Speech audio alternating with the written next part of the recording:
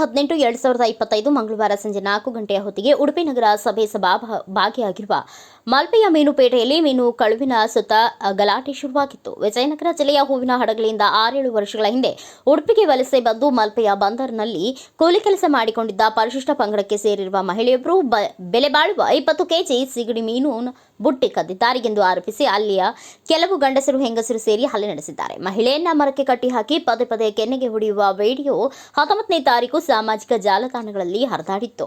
ಅದು ರಾಜ್ಯ ಸರ್ಕಾರದ ಗಮನಕ್ಕೂ ಬಂದು ಮುಖ್ಯಮಂತ್ರಿಗಳು ಖಂಡನಾ ಹೇಳಿಕೆ ನೀಡಿ ತಪ್ಪಿತಸ್ಥರ ಮೇಲೆ ಕಾನೂನು ಕ್ರಮ ಕೈಗೊಳ್ಳಲಾಗುವುದು ಎಂದು ಹೇಳಿಕೆ ನೀಡಿದರು. ಉಡುಪಿ ಜಿಲ್ಲೆ ಉಸ್ತುವಾರಿ ಸಚಿವರಾದ ಲಕ್ಷ್ಮೀ ಹೆಬ್ಬಾಳ್ಕರ್ ಅವರು ಕಾನೂನು ಕ್ರಮ ಜರುಗಿಸಲು ಉಡುಪಿ ಜಿಲ್ಲಾ ಪೊಲೀಸ್ ವರಿಷ್ಠರಿಗೆ ತಿಳಿಸಿರುವುದಾಗಿ ಹೇಳಿಕೆ ನೀಡಿದರು. 19ನೇ ತಾರೀಕು 4 ಜನರ ಮೇಲೆ ಎಫ್ಐಆರ್ ದಾಖಲು ಮಾಡಿ ಬಂಧಿಸಿರುವುದಾಗಿ ಉಡುಪಿ ಜಿಲ್ಲಾ ಪೊಲೀಸ್ ವರಿಷ್ಠಾಧಿಕಾರಿಯವರು ಮಾಹಿತಿ ನೀಡಿದರು. ಎಂದಿನಂತೆ ದಲಿತ ಸಂಘರ್ಷ ಸಮಿತಿ ಸಹ ಬಾಳ್ವೆಯಂತಹ ಸೌಹಾರ್ದ ವೇದಿಕೆಗಳು ಘಟನೆಯನ್ನ ಖಂಡಿಸಿ ಕಠಿಣ ಕಾನೂನು ಕ್ರಮ ಜರುಗಿಸುವಂತೆ ಒತ್ತಾಯಿಸಿದವು.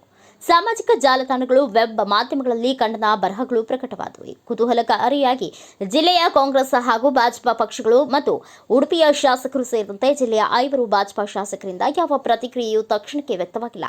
ಉಡುಪಿಯ ಶಾಸಕರು ಅಲ್ಪಸಂಖ್ಯಾತರ ಮೇಲೆ ಸದಾ ನಿಗಾ ಇಟ್ಟು ಅಲ್ಪಸಂಖ್ಯಾತರ ಸಮುದಾಯದ ವ್ಯಕ್ತಿಗಳ ಕೃತ್ಯಗಳು ನಡೆದರೆ ಅದಕ್ಕೆ ತಕ್ಷಣವೇ ಅಂತಾರಾಷ್ಟ್ರೀಯ ಪಿತೂರಿಯ ಕೋನ್ನ ನೀಡಿ ಕೇಂದ್ರ ತನಿಖಾ ದಳ, ರಾಷ್ಟ್ರೀಯ ತನಿಖಾ ದಳದ ಮೂಲಕ ಅಪರಾಧ ಅನಾವರಣಕ್ಕೆ ತುದಿಗಾಲಿಲ್ಲ ನಿಂತಿರುವುದು. ಅವರು 20ನೇ ತಾರೀಕು ಬಾಯಿ ಬಿಚ್ಚಿ ಮಲ್ಪೆ ಬಂದರಿನ ನಿರ್ವಹಣೆ ಬಗ್ಗೆ ಮೀನುಗಾರರಿಗೆ ಇಲಾಖೆ ನಿರ್ಲಕ್ಷ್ಯ ಇಂತಹ ಘಟನೆಗಳಿಗೆ ಅವಕಾಶ ನೀಡಿದ.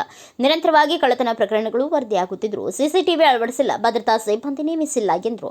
ಮಾತ್ರವಲ್ಲ, ಮಲ್ಪೆಯ ಮೀನುಗಾರರ ಸಂಘವು ಬಡವ ಬಲ್ಲಿದರೆಂಬ, ಹೊರ ರಾಜ್ಯ ಹೊರ ಜಿಲ್ಲೆಯವರೆಂಬ ಭೇದ ಮಣಿಸದೆ ದುಡಿಯುವ ಎಲ್ಲರ ಶಾಂತಿ ಸೌಹಾರ್ದಕ್ಕೆ ಸಂಘವಾಗಿದೆ ಎಂದು ತಿಳಿಸಿದರು.